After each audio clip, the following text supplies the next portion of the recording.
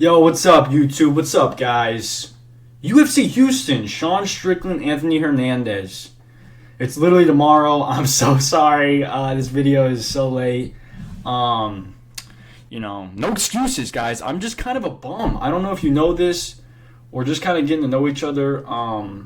Yeah, sorry, guys. Sorry this video is so late. Sorry that the fight is literally tomorrow. But, guys, we're going to predict the whole card, full card prediction, 100% accuracy guaranteed. Let's get started with the early prelim opener, the first fight of the night, guys. We got Juliana Miller versus Carly Judice. Now, this fight, I really feel like this fight is an easy pickings. Easy pickings. Carly Judice is going to go in there and style on Juliana Miller. Now, Juliana Miller is, she's not terrible, but she kind of has shown in her last couple fights. She's 1-2 in her last 3. She's shown that she doesn't have the best striking defense. She doesn't have the best striking defense, doesn't have the best striking. And Carly Judice is an elite striker for a women's flyweight. I think that Carly Judice is going to go in there and piece up Juliana Miller. I don't think Juliana Miller has the grappling to take down Carly Judice. I think this is going to be a dominant Carly Judice fight. I could see her honestly finishing this fight by a first or second round TKO. But my main prediction, the prediction I'm going with is Carly Judice, 30-27 decision, hammer it. Okay, next fight on the night, we got Jordan Levitt versus Yadier Del Valle. Now, this is a bad fight, guys. This is a bad fight for our boy Jordan Levitt. Jordan Levitt's not terrible. He is 12-3. He has a pretty good record. I just think he's going to get mauled in this matchup. Yadier Del Valle is a monster. He hits hard. He's very, very good at grappling. I think that he's going to go in there and piece up Jordan Levitt on the feet. I think that Yadier honestly could be the better grappler. That's the only way I see Jordan Levitt winning this fight is if he does use his grappling, because that's kind of Jordan Levitt's thing. He's known for being a good grappler. But I think Yadier Del Valle is a pretty decent grappler in his own right, and I don't think that he has any problems. I don't think he will have any problems against Jordan Levitt. I think Yadier will just kind of dictate where this fight goes and honestly finish Jordan Levitt early, finish him quick. Give me Yadier Del Valle first round TKO. Okay, guys, going on to our next fight. We got Phil Rowe versus Jean-Paul Lebosiani. Now, this is a bad matchup for our boy Phil Rowe. I feel bad for Phil Rowe. Phil Rowe's taking this fight on short notice. This is Jean-Paul Lebosiani's debut in the promotion. He's coming off of that Contender Series win where he knocked that dude out with the head kick and then sprinted in, hit him with the right hand. It was a beautiful knockout. That was his last fight, so this will be his UFC debut in the promotion. But yeah, Phil Rowe has taken this fight on short notice. I don't see Phil Rowe presenting any challenges for Jean-Paul anywhere. I think Jean-Paul is a better striker. I think Jean-Paul hits harder than Phil Rowe, and I think that honestly, coming in on short notice, I don't see Phil Rowe having anything to challenge Jean-Paul in the stand-up, in the grappling. I don't see him challenging him at all. I see Jean-Paul looking good in this fight. I could see Phil Rowe scraping by a crafty vet move by scraping by and not getting finished and going to a decision. I could see that happening. But my main prediction is Jean-Paul Lebosiani round 2. TKO. Hammer it in, guys. All right. Next fight on the card. This fight is actually a very, very good fight. Ramiz Brahimaj versus Punahele Soriano. Now, Ramiz Brahimaj, Punahele Soriano. This is such a good fight. The reason is because both of these guys are kind of in similar places in their career. They have kind of similar records. Ramiz Brahimaj is 13-5. Punahele is 12-4. They're both 33 years old. They both have wins in the promotion. They both have some losses. So, yeah, this is a very, very tough fight to pick. Punahele does hit hard. He hits very, very hard for a 170, for a welterweight fighter. I just think that the way I see Ramiz winning this fight, I just see him avoiding the big shots on the feet. I see him being a little quick, a little in and out, in and out of Punahele's range, and I think that he will start to frustrate Punahele, and then Soriano Punahele will shoot in for a takedown and get caught by one of Ramiz Brahimaj's guillotines, like he caught Austin Vanderford in the last fight he had. I just think that, man, this is I'm literally flip-flopping back and forth, because that's the thing. It's either that Punahele knocks him out, or Ramiz Brahimaj gets it done via decision or via choke. And I just can't bank on Punahele getting a knockout. I know that he does hit hard. He is a very good striker. He can knock out Ramiz. That is definitely a very high possibility. I just can't bank on that. I don't see that happening. I see Ramiz doing what he needs to avoid the big power shots, landing shots of his own on the feet, and ultimately ending this fight via submission. Give me Ramiz Brahimaj by round 2. Guillotine choke. Yes. Guys, next fight on the card, we got Nora Knoll versus Jocelyn Edwards. This is a banger fight. Everybody knows this is the people's main event. This is the second time they fought. This is a rematch. If you guys didn't know, they fought back in 2023. Nora Knoll actually ended up winning that fight via decision. She was able to land the more powerful shots. But in that fight, Jocelyn Edwards was able, she didn't look bad. She was able to implement her grappling. She had a grappling heavy game plan going into that fight, and she was able to get takedowns against Nora and able to, have success with the grappling. The only reason she didn't win that fight, though, is she wasn't able to, implement any damage, I guess, with the takedown. She wasn't really able to put any damage on Nora Knoll compared to what Nora did to her. Now, in this rematch, though, who am I picking? I'm picking Jocelyn Edwards. And the reason I'm picking Jocelyn Edwards is because since that fight in 2023, I don't think Nora Knoll has improved in her grappling defense. I think that Jocelyn Edwards will go in there with the same game plan she had in the first fight, use a grappling heavy game plan, and take down Nora Knoll. Use that grappling to dictate where this fight goes, ultimately using it to ride out a 30-27, maybe a 29-28 decision. I just don't see Nora Knoll doing really, really much in stopping the grappling in this fight. In the first fight, she wasn't really able to. So I see this fight going very similar to the first one. I just see it going a little bit more dominantly for Jocelyn Edwards. That's why I see her winning the decision compared to Nora Knoll. Banger fight, though, anyways. Now, next fight we got is Alden Correa versus Louis Garul. Now, Louis Garul is good. He's 10-2. He came into the promotion 10-0. He is on a 2-fight losing streak. He did lose to Ode Osborne.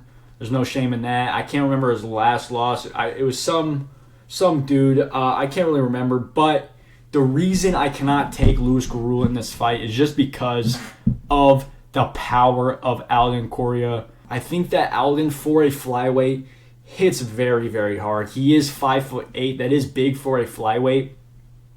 And I see the power being the big difference in this fight.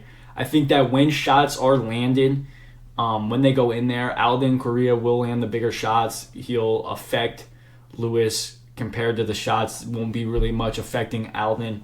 That's where I see this fight being decided is the power shots. And I think that Alden Correa will go in there and possibly finish Louis Garul with a knockout shot. Guys, Alden Correa hits like a truck for a flyweight. He hits very, very hard.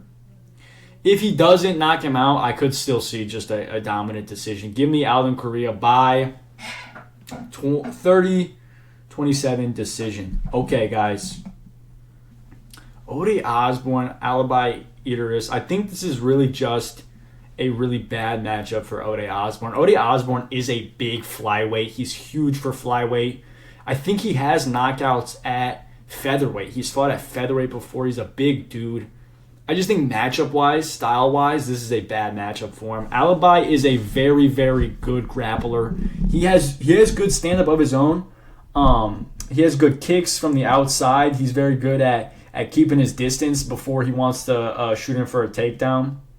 And that's the way I see this fight going. I see Alibi doing fine on the feet against Ode. I see him kind of just, dancing around him, kicking around him for the first part of this fight, and then eventually shooting in, grappling with Ode, and just dominating the fight from there. Possibly even finishing Ode via submission.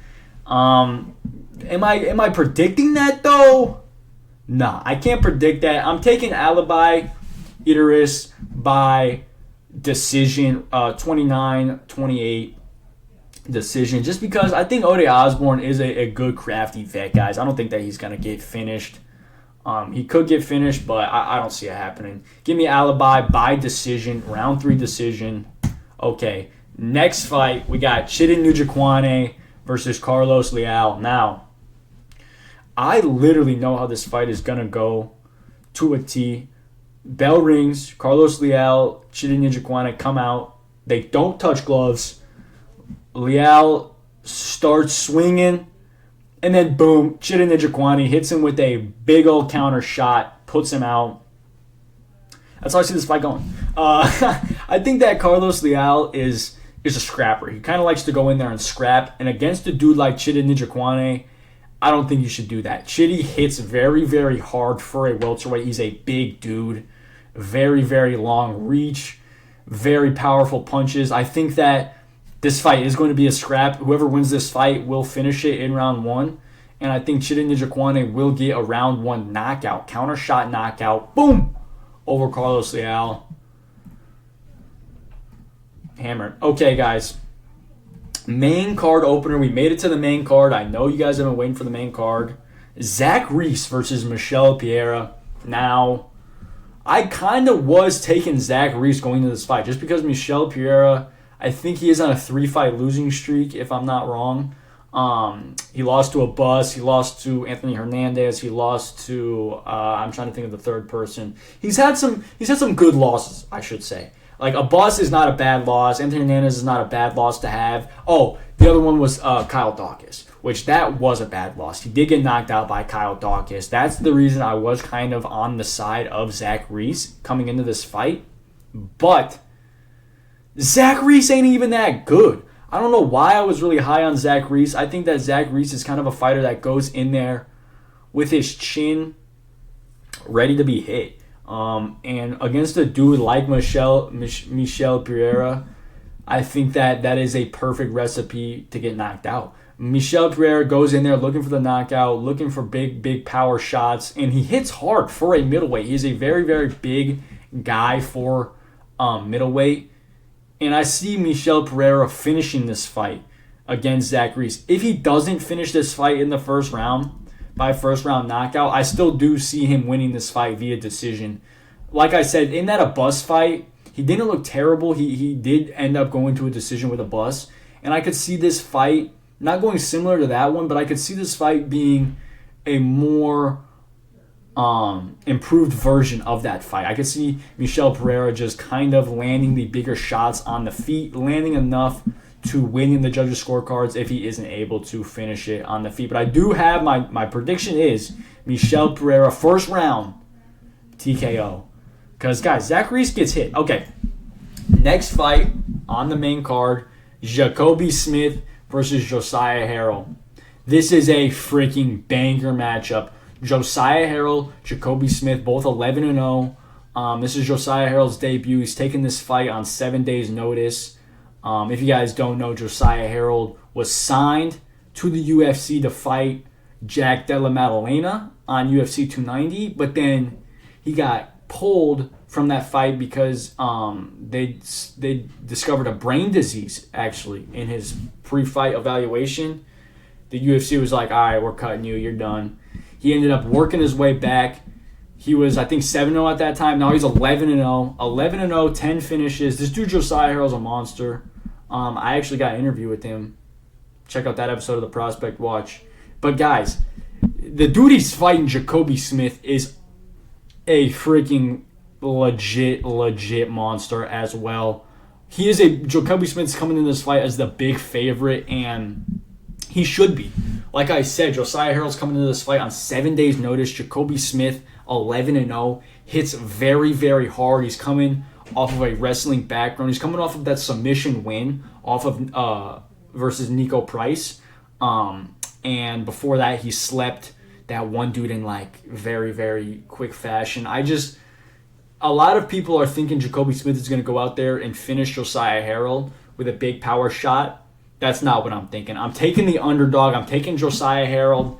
And the reason is because I think Josiah Harrell will go in there, avoid the big power shots on the feet, use his grappling to kind of dictate where this fight goes, use his pressure, use his pace. I think that Josiah Harrell will look good on the feet. I think that he will keep his range, avoid the big shots, like I said, and ultimately win this fight via decision. A lot of people think this fight is going to be a first-round finish for whoever wins it. A lot of people are thinking it's going to be a Jacoby Smith first-round finish. I don't see that happening. I see this fight being a very, very grueling 3-round decision. And I think after the first round, that is really when Josiah Harrell will start to shift the momentum into his favor. I think first round he's not going to do bad.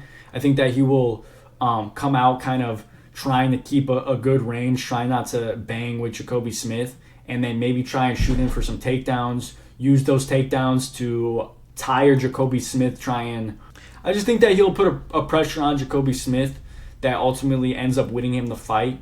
I think Josiah Harrell's cardio will be the difference in this fight versus a big power puncher like Jacoby Smith. God, I hope I'm right. I love you, Josiah Harrell. Okay.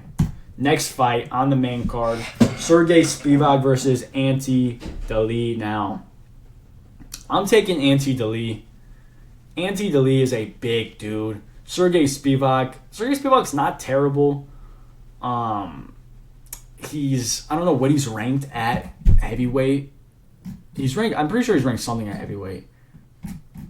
Okay, no. I don't think he's ranked at heavyweight, actually. Well, he was ranked at heavyweight at some point, but who am I taking in this fight? I'm taking Ante Delija. The reason I'm taking Ante Delija in this fight is purely for the fact of his last fight against Waldo Cortez Acosta. I know what you're thinking. He did get knocked out in that fight. He is coming off of that loss, a knockout loss. But guys, Waldo Cortez Acosta is good, and he was showing him some looks in that fight. He was hitting him with some shots. He did decent in that fight until the point where he got knocked out.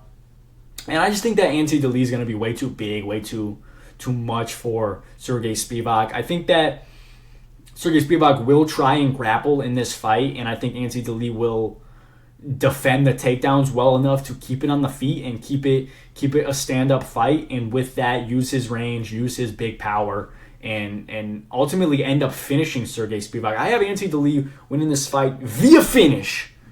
Give me Ante Delija by second round TKO. Okay, guys. Now, next fight on the card, we got Dan Ige versus Malikuzela Acosta. Now, Malikuzela Acosta, a lot of people are taking him. A lot of people think he's going to go in there and beat Dan Ige. They think that this is just a stepping stone for him. Not me, though. Excuse me. I think that this is a big step up in competition for Malikuzela Acosta.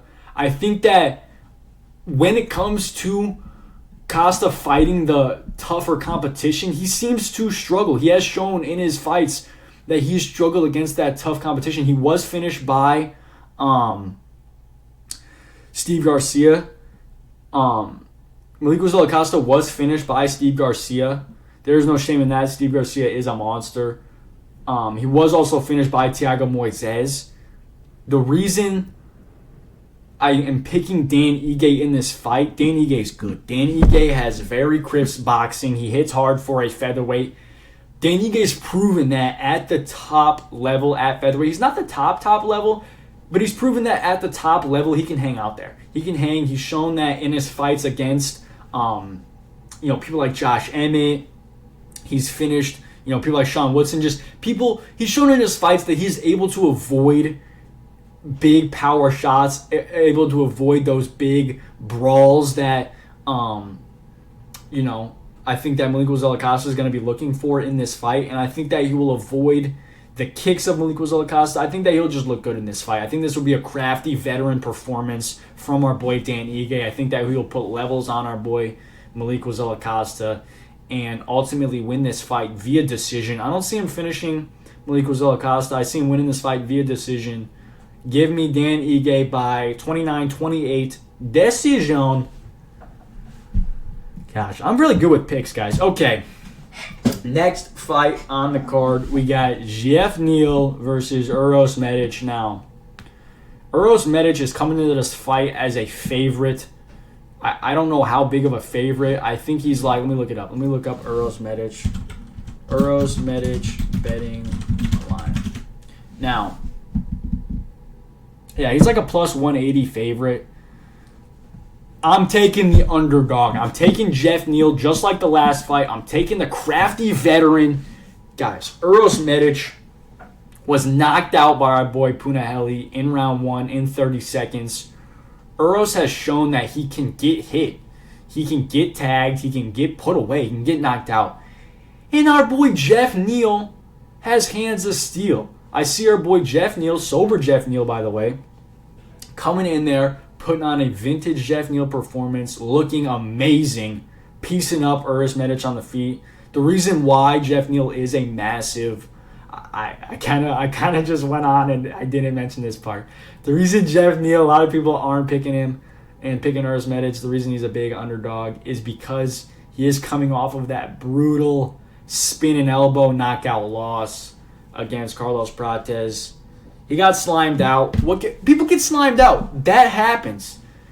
I don't think Uros Medic is going to do that. I think that Jeff Neal will come in there, look good, look amazing, and ultimately knock out Uros Medic in the first round. Very, very vintage Jeff Neal performance. Give me Jeff Neal, round 1. Knockout. Okay, guys. Coming up to our main event, the main event of the evening, the main reason you guys are here. I know you guys probably skipped to this part of the video.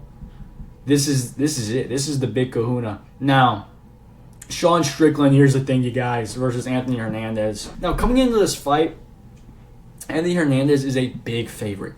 He is a minus 200 plus favorite, I'm pretty sure. And the reason is he is on a very high win streak. He's coming off of that Roman Dolidze finish. He has a win over Brendan Allen. He has a finish over Michel Pereira. That finish over Roman Kopylov. He is on a good win streak. And Anthony Hernandez has looked amazing in his last fights. I don't think that he should be that big of a favorite, though. I am picking Sean Strickland in this fight. Give me Sean Strickland. It pains me to do that. When this fight was first announced, I seriously thought Anthony Hernandez was going to win this fight easy. But as time has went on, I've just thought to myself, what is Anthony Hernandez seriously going to do to our boy Sean Strickland? Is he going to put a pace on him? No. Is he going to hurt him on the feet? No, I don't think so. Is he going to use his grappling? I think that's how this fight's going to go. Anthony Hernandez is going to try and use his grappling to win this fight. But guys, Sean Strickland has shown that he is very, very good at avoiding takedowns, and if he does get taken down, getting up immediately. He doesn't ever settle on bottom position. He gets up very, very quickly, and I just think that this is a bad matchup for Anthony Hernandez. Anybody else in the division, maybe besides Hamzat, I think Anthony Hernandez wins and maybe even beats in a good fashion. Maybe besides Hamzat or Sean Strickland or DDP, maybe I think that those three would give him a tough fight. Anybody besides that, though, I think that Sean Strickland is just going to go in there and give him problems. Stuff the takedowns, use his teep, use his jab like he does, and have a boring Sean Strickland decision win. That's how I see this fight going. I don't see Anthony Hernandez winning this fight. The only way I do see him winning this fight is if he does hurt Sean Strickland on the feet, which Sean Strickland's so good at not getting hurt on the feet. He's good at avoiding the big shots. He's gotten hit a couple times in his career with big power shots, but he's very good at being defensive, being out of range from big power shots, and the other way I could see Anthony Hernandez win this fight is if he uses his grappling, and I think Sean Strickland will defend that as well. I just see this being a Sean Strickland performance, and kind of just putting the division right back in a place where we don't want it to be, with Sean Strickland on a win, sitting out saying, I'm not going to fight until I fight Hamzat. It's a tough place to be. I honestly don't know why they made this fight. I'm hyped, though. I'm hyped to watch it. Again, guys, I am very, very sorry that this is coming out so late. I will get my prediction videos out way, way sooner next time. My apologies again. But, guys, that was my full Anthony Hernandez, Sean Strickland, UFC Houston card prediction. I hope you guys enjoyed. If you guys win a bunch of money using my picks, please send me some. I would really appreciate it. Guys, that is all. Peace!